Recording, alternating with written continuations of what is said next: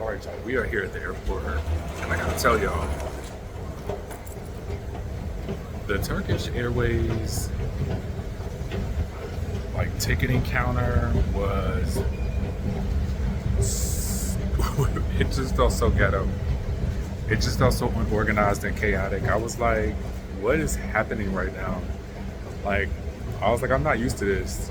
This is kind of crazy. And it was just people that were like there. I guess they were like hanging out with their family, but they weren't traveling. So they were just like at the ticketing counter. It was really, really interesting. So anyway, now I'm looking for the gate, or at least some kind of lounge. More to come. All right, so we have to head down a couple of levels and take a train to the terminals, and then we'll get to see what's going on with this Turkish Airlines flight. I'm kind of excited about it, but I don't really know how to feel yet because I've seen some good reviews, I've seen some not so good reviews, so we will just have to wait and see and thug it out.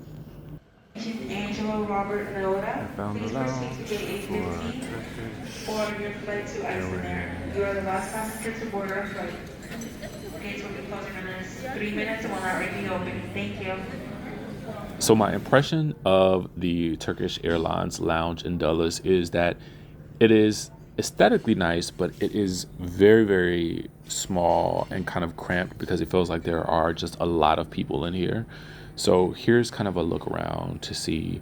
It was so many people, I just felt a little bit uncomfortable filming because I don't like to be all up in people's faces, but I just do like to give you a bit of the view. We're standing in line here. I The process for this airline is interesting to me in terms of how we board, but it kind of just is what it is at this point. Now, I do not like this configuration. I'm going to go ahead and be honest with you. It's a 3-2 configuration. That means there's 3 seats in the middle. I have one of the seats in the middle on the end.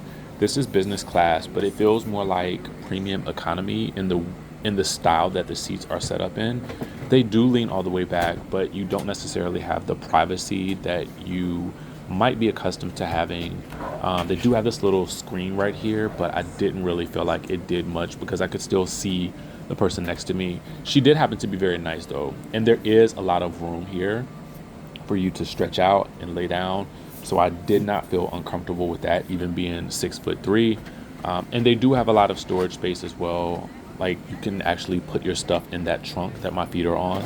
The screen is pretty big for the television, and they did give us some pretty nice supplies like this Lanvin bag right here. The bag is actually probably better than the products inside because it was just like a little sleeping mask and some chapstick and some lotion and some socks.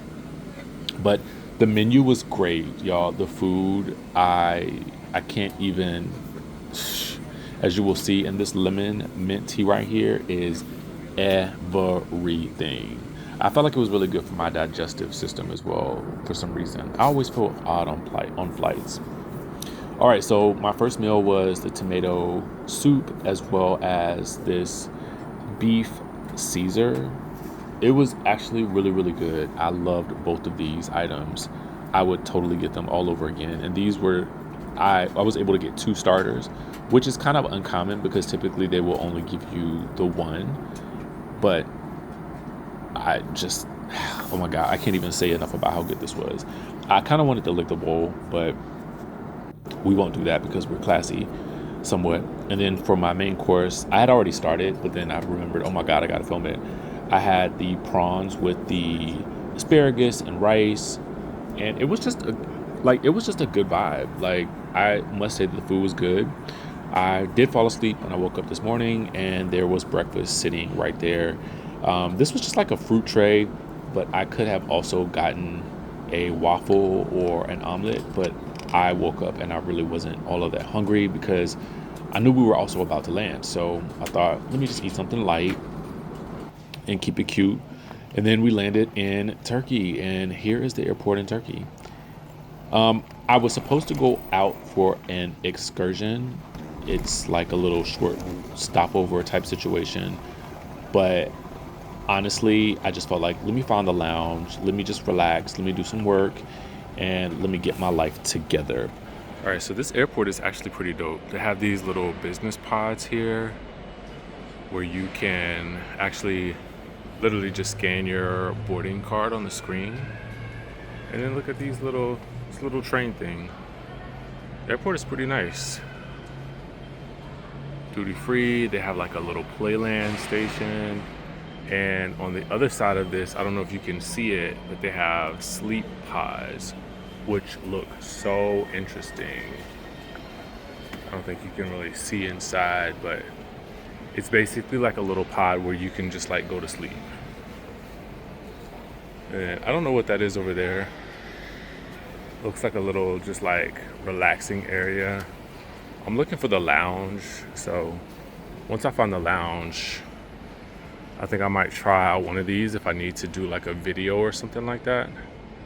But this is actually like the perfect little stop to do it.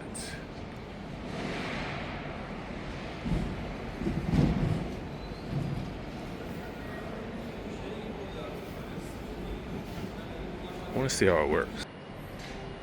Okay, y'all, so this is pretty neat. They actually have like these lockers that you can lock up your luggage in, so you can really enjoy the lounge. I think this is great, especially if you're a solo traveler. This is really neat because while you're here, if you're by yourself, you have to continue to get up. You want to get some food, you want to go to the bathroom, you want to leave your luggage, and you want to leave it someplace safe and make sure nobody comes and gets it. I think it's pretty cool. So, Turkish Airlines, I love it. All right, yo, so I am in the Turkish Airways lounge. I actually just finished a live on my reality news channel, and that went pretty well in terms of like just being able to like work and have like Wi-Fi. That was actually pretty good. So I'm super excited about that. I am currently on a 15-hour layover here in Istanbul, Turkey. I just want to kind of give you my thoughts so far. I don't know if you guys can see, it's like some designer shops down there. I'm in the lounge, in the business class lounge. So typically when I'm flying, I knew that this was going to be a little bit of a different experience because I typically like flying business class, but I was actually also trying to save some money. So I was like, oh, let me try Turkish. I saw the configuration online and I thought to myself, I mean, it does give an elevated premium economy vibe. I'm not gonna lie to you. At first, my initial thoughts on Turkish when I got to Dulles was that it felt like the ghetto. The reason I say that is because I just felt like there were so many people that were just there that were not actually boarding a flight. So it was just like a lot of people there with their families, and the customer service and the ticketing agents were having to like chastise people for like just being like hanging out around the area where we are to weigh our luggage. So it was just kind of giving a lot of chaos and confusion, and I'm just not used to that when I am checking in and trying to get my luggage, especially when I'm in business. Like to have like that level of chaos, I think in the business class line, I know it sounds like, you know, like what are you really complaining about? You're flying business, but at the end of the day, it's still like there's a level of expectation of like organization that I felt like wasn't met. So anyway, but for the cost of the ticket, I deal with it. Okay, so as we're boarding, to be honest with you, I felt like that was also a little bit chaotic.